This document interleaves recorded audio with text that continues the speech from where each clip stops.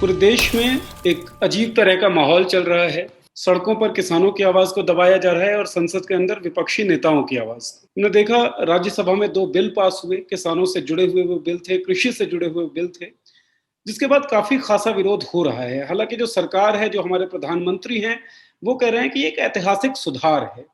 लेकिन जो कृषि संगठन हैं, जो किसान हैं, उनका ये मानना है कि ऐतिहासिक सुधार नहीं बल्कि ऐतिहासिक भूल है। आखिर क्यों ऐसा कह रहे हैं? प्रधानमंत्री की जो दलील है, उसमें कितनी सच्चाई है, कितनी नहीं है? इन सब मुद्दों पर बातचीत करने के लिए हमारे साथ जुड़े हुए हैं एविक साहा जी, जो ताल्लुक रखते हैं स्वराज अभियान से। बहुत-बहुत स्वागत करते हैं सर हम आपका। सबसे पहले हम यही जानना चाहेंगे कि ये जो विरोध है इन कानूनों का, इस विरोध का मुख्य कारण क्या है? क्योंकि सरकार बार-बार कह रही है कि इन कानूनों में कुछ भी ऐसा नहीं है, जिससे किसानों को नुकसान हो। तो फिर विरोध क्यों किया जा रहा है? ये कानून में किसान का नुकसान नहीं है। हुँ, ये किसान को खत्म करने का एक पूरा षड्यंत्र है और उसी षड्यंत्र की वजह से किसान आज सड़क पे हैं। हुँ, किसान को छोड़ दीजिए, मैं मान के चलता हूं सेंट्रल कैबिनेट जो है, केंद्रीय सभा मंत्री सभा जो है, हुँ, उनमें तो बातचीत होती होगी हुँ, कानून के बारे में। केंद्र सरकार जब कोई कानून ला रही है, वो कैबिनेट, याद रखिए हमारी लोकतांत्रिक प्रक्रिया में कैबिनेट कलेक्टिव रिस्पॉन्सिबिलिटी लेती है। तो मोदी जी के कैबिनेट कोलीग जो है हरसिमरत कौर, वो रिजाइन की है। वो खुद कह रही है ये कानून किसान के खिलाफ है। हुँ, जब एक केंद्रीय मंत्री जो कि फूड प्रोडक्शन से जुड़ी हुई है उनका मंत्रालय, हुँ, ऐसा नहीं है कि कोयले की या तेल की या और की चीज की मंत्री है, जी। तो किसान किसानी से जुड़ा हुआ एक मंत्री, केंद्रीय मंत्री, जब इस्तीफा देती है ये कह के कि ये कानून किसान के हित के खिलाफ है, हुँ। बोलने का और बचता क्या है? अच्छा सर, आपने कहा कि प्रधानमंत्री कहते हैं कि इससे किसान का भला होगा। हम ये चाहते हैं कि आप हमारे दर्शकों को ये बताएँ कि नुकसान क्या-क्या है? पॉइंटर्स में अगर हम बात करें, क्या मोटा-मोटा नुकसान किसानों को इस कानून से होगा? क्योंकि देखिए एमएसपी का अगर ज़िक्र करें तो प्रधानमंत्री बार-बार कहते हैं कि एमएसपी हटाने का ज़िक्र तो किया नहीं गया है। एपीएमसीज़ जो हैं, वो अब भी फंक्शन करेंगी। तो मोटा-मोटा नुकसान क्या किसानों को होगा इससे? देखिए, मैं इसको बहुत सरल तरीके से समझाता हूँ। जी। इस देश का किसान का एक ही समस्या है, उसका फसल का दाम उसे नहीं मिलता। हुँ, फसल का दाम दिलाने के लिए यही पार्लियामेंट ने एपीएमसी एक्ट बनाया था। सारे देश के सारे राज्यों ने एपीएमसी एक्ट को अडॉप्ट किया है। हर राज्य का अपना अपना एपीएमसी एक्ट है। हुँ, सिर्फ और सिर्फ बिहार में कोई एपीएमसी नहीं है, हुँ, कृषि मंडी नहीं है। हुँ, और पिछले 10 साल का इतिहास आप देख लीजिए, हुँ, बिहार का मुख्य फसल जो है धान, हाँ, वो देश में 1800 रुपये में बिकता है, तो बिहार में 1400, बिहार में 1300। हुँ, तो जहां मंडी नहीं होता, हुँ, वहां किसान को फसल का दाम और भी कम मिलता। मैं ये नहीं कह रहा हूं मंडी होने से किसान को पूरा दाम मिलता है, हुँ, लेकिन ये योगेंद्र यादव जी का शब्द मैं चुरा के आपको बता रहा हूं। वो कहते हैं कि पहले तो किसान के पास एक छत था, टूटा फूटा था, पानी आता था, हुँ, कई मरम्मत की जरूरत थी। हुँ, अब किसान के वो जो टूटा फूटा छत है वही मोदी जी हटा के बोल रहे हैं अब आसमान देखो, तारा देखो, वो तुम्हारा आजादी। हुँ, ये बात बिल्कुल गलत है। जो एपीएमसी का व्यवस्था है वो किसान को फसल का दाम दिलाने के लिए ही कानून बना था। हुँ, वो कानून ठीक से नहीं चल रहा है, तो उसकी संशोधन, उसके ऊपर नियंत्रण, उसके हुँ। ऊपर काम करने की जरूरत था। व्यवस्था में सुधार की जा सकती थी, बजाए कि उसको आप चरमरा दें उस पूरी व्यवस्था को और तोड़ने की तरफ एक शुरुआत कर दें। इससे बेहतर था कि आप उस व्यवस्था को सुधारते। उस व्यवस्था को सुधारने के लिए उन्होंने कानून बनाया। हुँ, मैं पूछता हूं उस कानून का क्या हुआ? 2017 में जो एपीएमसी अमेंडमेंट एक्ट आया उसका क्या हुआ? हुँ, ये व्यवस्था को सुधारने के लिए हुँ, उन्होंने योजना लाया हुँ, कि हर मंडी में सरकार अपने दफ्तर खोलेगी, वहां जब फसल का दाम गिरेगा सरकार खरीद करेगी, हुँ, उसके लिए 1,000 करोड़ रुपया बजट में रखा गया। हुँ, तो ये सब जो निर्णय था, ये सब जो स्टेप्स था सरकार की, ये सब गलत थे। इतना दिन वो समझ ही नहीं पा रहे थे। अब हुँ, अचानक कोरोना में जब देश बैठा है, जब किसान सड़क पे उतर के प्रतिवाद नहीं कर सकता है, हुँ। तभी आपको लगा कि इसके लिए एक बुनियादी ऐतिहासिक परिवर्तन हमें लाना है। वो भी तो अध्यादेश। इनका झूठ जो है, इनकी इतिहास इनका झूठ को सामने का खुलासा कर देता है। हुँ। सर, मैं एक-एक करके अगर हम कानून की बात करें, जैसे जो पहला कानून किसान कृषि उत्पाद व्यापार एवं वाणिज्य, ये जो कानून पास हुआ है इसमें कह रहे हैं कि हम एक बड़ा मार्केट साइज किसानों को दे रहे हैं। तो इसका क्या क्रिटिसिज्म है, इसकी क्या आलोचना है? बड़ा मार्केट साइज होगा तो आमतौर पर लोग कहते हैं कि ज्यादा कस्टमर मिलेंगे किसानों को, किसानों के पास एक खुला हैंड होगा, वो अपना उत्पाद किसी को भी बेच सकते हैं, कहीं भी बेच सकते हैं। इसमें किस तरह का नुकसान हो सकता है? ये सब चर्चा फेसबुक और ट्विटर पर सही लगता है, जिनको मालूम ही नहीं है इस देश का किसानी का हालत क्या है। इस देश में 90% किसान जो है सीमांत और छोटा किसान है जी। 10-20 क्विंटल उपज उसका होता है। अब आप कल्पना कीजिए कि महेंद्रगढ़ का एक किसान वो अपना 20 क्विंटल माल को बेचेगा कन्याकुमारी में या मुंबई के मंडी में, ये तो अवास्तव बात है। असल में क्या होगा, मंडी व्यवस्था में सरकार की फेलियर जो है वो पकड़ में आ जाता। सरकार की अपनी वेबसाइट है जिसमें मंडी में एमएसपी से नीचे की सौदा को पूरा दिन के रिकॉर्डिंग होता और शाम तक वो अपलोड हो जाता। अब सरकार चाह रही है कि मंडी में मंडी ना रहे, मंडी का कोई हिसाब ना रहे, खुले बाजार में बिक रहा है, कौन किससे क्या खरीद रहा है उसका कोई रिकॉर्ड ना रहे, और सरकार जो मर्जी झूठ बोलते रहे कि हाँ किसानों को मिल रहा है। आज नहीं मिल रहा है उसका प्रमाण है, कल नहीं मिलेगा उसका प्रमाण नहीं रहेगा। प्रमाण को लोप करने के लिए, प्रमाण को हटाने के लिए ये व्यवस्था हो रही है। अच्छा सर, एक जो क्लेम कर रही है सरकार वो ये कह रही है कि हम one nation one market create करेंगे, लेकिन मेरी समझ से यहाँ पे one nation two market create हो रहा है। कम से कम एपीएमसी एक तरह का मार्केट जिसकी तरफ से आप ध्यान हटवा रहे हैं। इधर आपने जो फ्री मार्केट, जो ट्रेड एरिया आपने स्टेब्लिश किया है उसमें एमएसपी का कोई जिक्र नहीं है, जिसमें संभवतः किसानों का शोषण हो सकता है, मूल्य उनको कम मिल सकती है।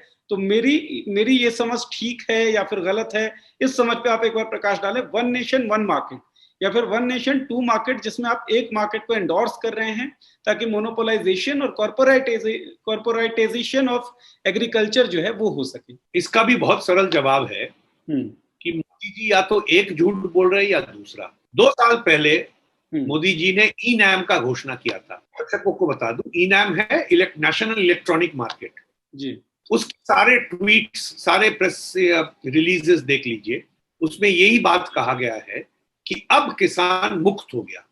इलेक्ट्रॉनिक डिजिटल माध्यम से वो देश भर में कहीं पर भी माल अपना बेच सकेगा और मालामाल हो जाएगा। यदि ये वो घोषणा सही था तो आज का घोषणा झूठ है, और यदि वो झूठ है तो आज का जो घोषणा है इसके बाद से किसान मुक्त हो जाएगा, तो ई नैम क्या था, ये सवाल करना पड़ेगा। उनकी बातों से, उनकी घोषणाओं से, उनकी योजनाओं से आपको किसान का विरोध का कारण मिल जाएगा, और उनका लगातार ये जो सीरियल झूठ बोलने का सिलसिला है ये स्पष्ट हो जाएगा। ठीक है। जो सर एक और कानून आया उसमें कॉन्ट्रैक्ट फार्मिंग को बढ़ावा मिल रहा है, ऐसा कह रहे हैं, जिसमें किसान अपने उत्पादन से पहले प्राइवेट प्लेयर्स जो हैं, निजी जो उद्योगपति हैं, उनके साथ एक करार साइन कर लेंगे, पहले से ही दाम फिक्स हो जाएगा और उसी दाम में अनाज को वो खरीदा जाएगा निजी उद्योगपतियों के जरिए।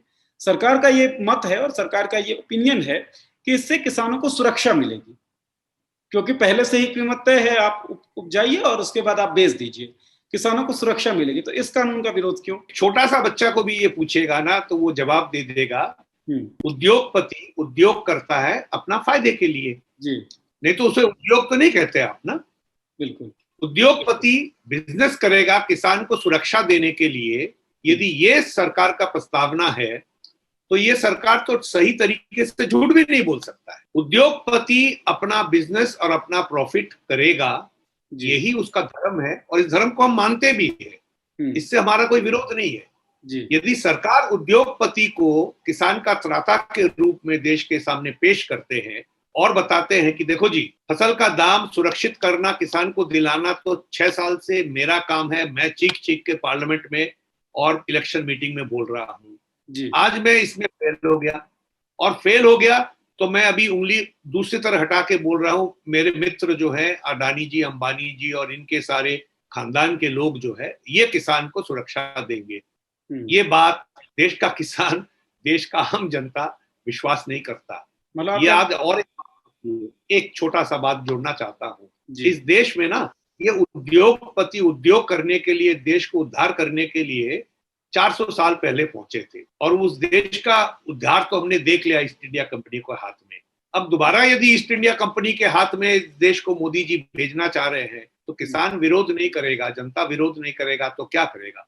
उनका आरती उतारेगा। अच्छा, मतलब ये कहा जा सकता है कि सरकार अपनी जिम्मेदारी, जो उसकी जिम्मेदारी थी कि वो कम से कम किसानों के लिए कल्याणकारी योजनाएं बनाए, उनके दाम जो है वो तय करे कि कम से कम उनको बेहतर दाम और सही दाम मिल सके उनके अनाजों का, उस जिम्मेदारी को छोड़ के और किसानों के भविष्य को, किसानों के तकदीर को निजी उद्योगपतियों के हाथों में सौंप रही है। तो क्या ये बात सही होगी? बिल्कुल सही है।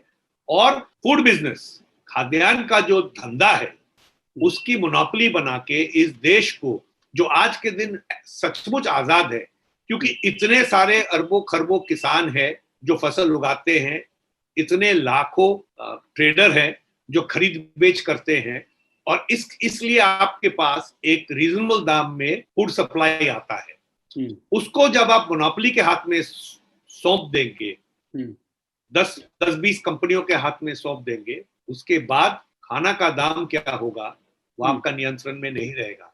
किसान किसानी तो नहीं कर पाएगा, खेतिहर मजदूर जरूर बन जाएगा, उन कंपनियों का खेत में काम करेगा वो कॉन्ट्रैक्ट फार्मिंग के माध्यम से। अब देखिएगा, चाहे ट्रेन का भाड़ा हो, चाहे बिजली का बिल हो, हर चीज का नियंत्रण के लिए एक रेगुलेटरी अथॉरिटी है। ये जो 3 कानून है, इसके साथ यदि एक कानून मोदी जी जोड़ देते कि एमएसपी तो देना ही पड़ेगा, एमएसपी के नीचे कोई खरीद नहीं सकता, एमएसपी का फ्री ट्रेड एरिया जो आपने डिफाइन किया उसमें हो, एमएसपी शुड बी देयर। बिल्कुल, आप फ्लोर प्राइस डिक्लेयर करने के बाद आप फ्री ट्रेड कर दीजिए ना। फ्री ट्रेड में एमएसपी के ऊपर किसान को मिलता है तो बहुत बढ़िया बात है। इस देश का किसान खड़ा होकर उठेगा तो देश का भला होगा। आखिर में वो जेब में पैसा रखने वाला कंज्यूमर बनेगा इस देश का, और वो 70% जनता है आपका, तो देश का इकोनॉमी भी बढ़ेगा। आप कोई गारंटी नहीं देंगे, आप एक काल्पनिक स्थिति तैयार करेंगे जिसमें आप कहेंगे कॉर्पोरेट त्राता बन के किसान का भला करेगा, और ये देश को आप चीख चीख के समझाएंगे और जिद करके बोलेंगे आपको मानना पड़ेगा, पार्लियामेंट में, राज्यसभा में आप इसका वोटिंग नहीं होने देंगे। ये काम ज्यादा देर नहीं चलेगा। आप जो कर लिए सो कर लिए, अब विरोध क्या होता है ये भी आप देखिए। सर, एक सवाल मेरे मन में उठा है, मुझे नहीं पता वो कितना प्रासंगिक है कितना नहीं, लेकिन क्योंकि मन में उठा है तो मैं पूछ लेता हूँ आपसे। नौजवानों का तबका है, यूथ का तबका है, सरकारी परीक्षाओं की, सरकारी नौकरियों की वो तैयारी करते हैं, परीक्षा देते हैं, उसका परिणाम नहीं आ पाता, ज्वाइनिंग नहीं मिल पाती। उसकी तरफ काम करने के बजाय सरकार करती क्या है, तो जितने सार्वजनिक उपक्रम हैं उनको निजी करने की कोशिशें करने लगती है। हमने देखा किसानों की जो आत्महत्याएं हैं, जो खुदकुशी है, उसका रेट बढ़ता जा रहा है। किसान जो है कर्जे के बोझ में दबा हुआ है। एक ऐसी व्यवस्था के निर्माण की जरूरत थी जो किसानों को संबल दे सके, सहारा दे सके, लेकिन ऐसी अवस्था में इस तरह के कानून लाए गए जिससे किसान अपनी आत्मनिर्भरता खोएगा, किसान किसान होने को छोड़कर मजदूर बन जाएगा। नौजवानों का तबका, किसानों का तबका, आप इन 2 तबकों को नाराज करके सत्ता में तो बने नहीं रह सकते हैं। तो क्या ये एनालिसिस पार्टी नहीं करती है, या फिर ऐसी क्या उसको एक सुनिश्चितता है अपने अंदर कि हम इस तरह के फैसले लेंगे भी तब भी हमारी सत्ता महफूज रहेगी? क्योंकि देखिए, पॉलिटिकल पार्टी जो है वो अपने सत्ता की रक्षा के लिए तो काम करेंगी, तो वो नौजवानों और किसानों के वर्ग को नाराज करने का दुस्साहस करने की कोशिश कैसे कर रही है? वो क्या चल रहा होगा, उनका विजन क्या हो सकता है इसमें, आपको क्या लगता है? का एक शब्द में जवाब है जी, राम भरोसे। इनका राजनीति धर्म का बंटवारा, जात का बंटवारा, तबकों का बंटवारा के ऊपर आधारित है।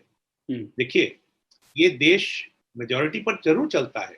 चुनाव में जीतेगा, जो जिसको जनप्रियता मिलेगा वो इस देश को चलाएगा, वही लोकतंत्र है।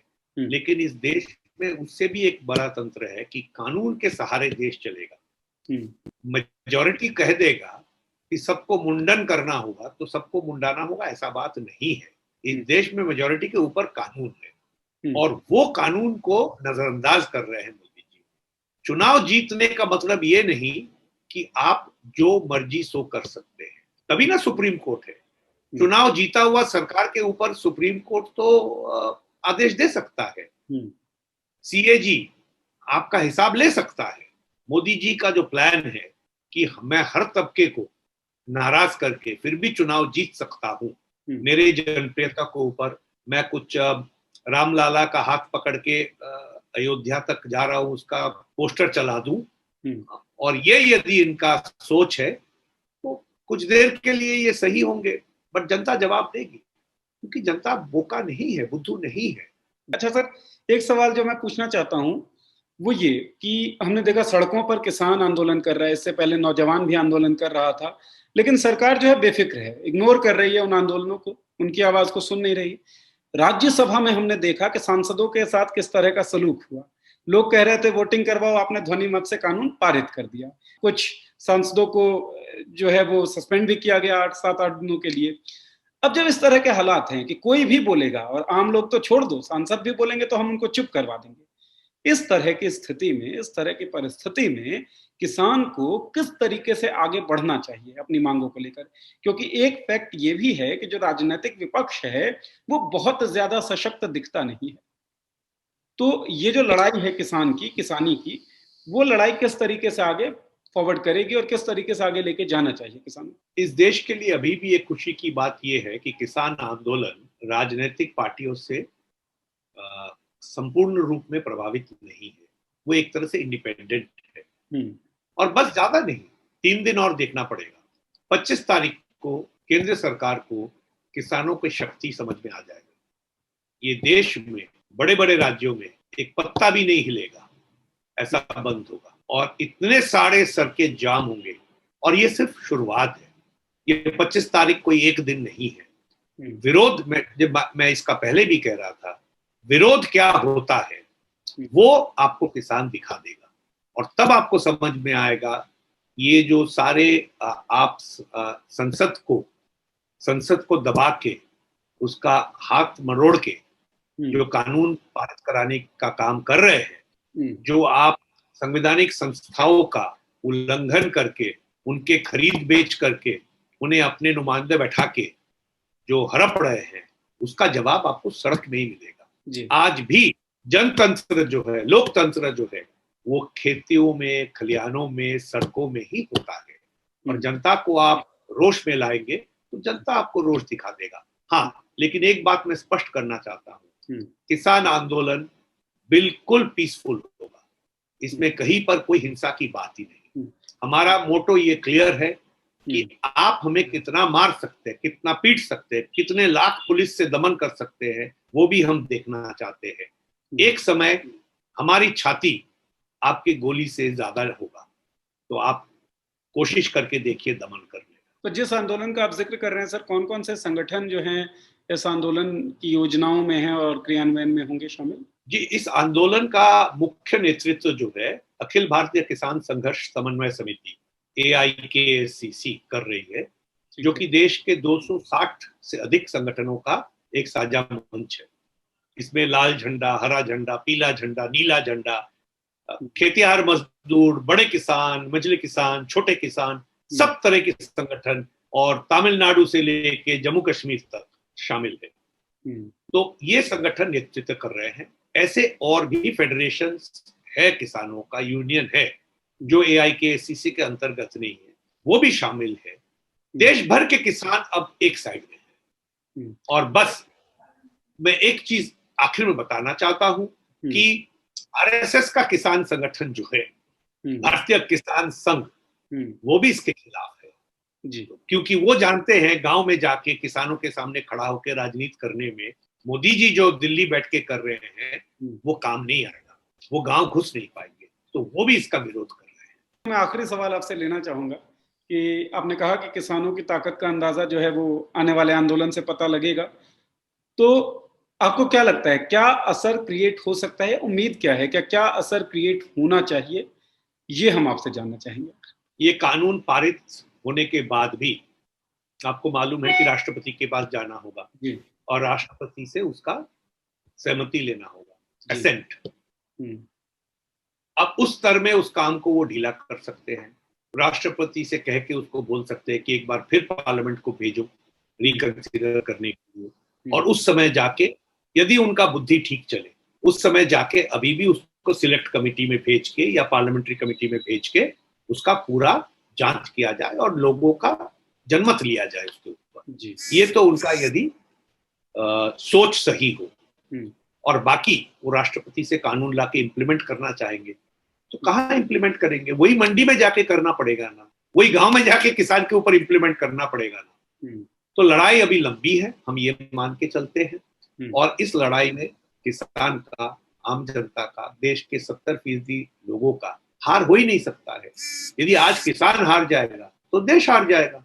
मोदी जी जीत गए तो कौन सा देश के ऊपर वो राज करेंगे? जब देश ही नहीं बचेगा तो राज किस पे करेंगे? चलिए, बहुत बहुत शुक्रिया सर हमसे बातचीत करने के लिए।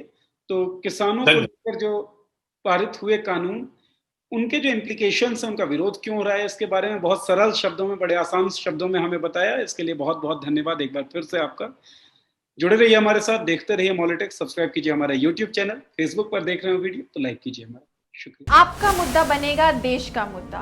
मॉलिटिक्स ऐप पर शेयर करिए अपनी बात हमारे साथ, हम उठाएंगे आपकी आवाज।